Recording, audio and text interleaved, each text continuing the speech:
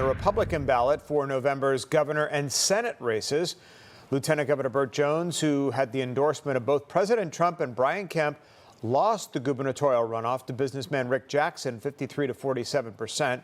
Jackson earns the Republican nomination to face Democrat Keisha Lance Bottoms this November.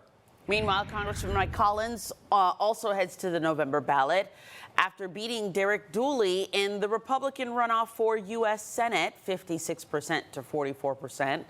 Collins will now face challenger Democratic incumbent Senator Jon Ossoff in the fall. So now, questions around what lies ahead on the campaign trail as we move forward to November. Fox 5's Kevin Stewart live in downtown Atlanta with that part of the story for us tonight. Kevin?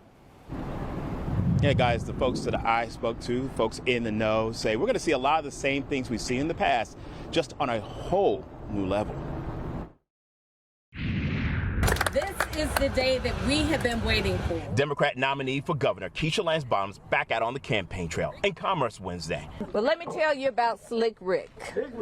This is a man who has made more than $1 billion from the state of Georgia in health care, but doesn't want to expand Medicaid in this state.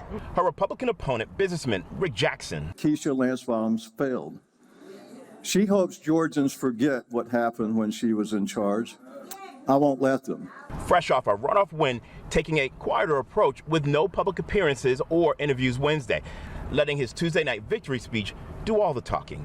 The governor's race, the politics across the ballot, according to analysts, will be hot and engaging to voters like so many recent races in Georgia. I think it's become a bigger part of people's identities, often in not so much that people are like, I'm a Democrat, but more that you want to say, I'm not with them. I'm not the woke mob, or I'm not MAGA. And that, we're told, means a lot of negative ads. In races that will be flush with cash, Jackson spent more than $120 million of his own money during the GOP primary. The Senate race is going to get a lot of national excitement, obviously. Because Democratic Senator Jon Ossoff and his GOP challenger, Congressman Mike Collins, may shape if the U.S. Senate will be blue or red. Collins is very, very closely aligned with President Trump. I think he'll be kind of campaigning in that style. There's just going to be an enormous amount of money that both candidates are able to raise, not just from citizens here in Georgia, but from across the country.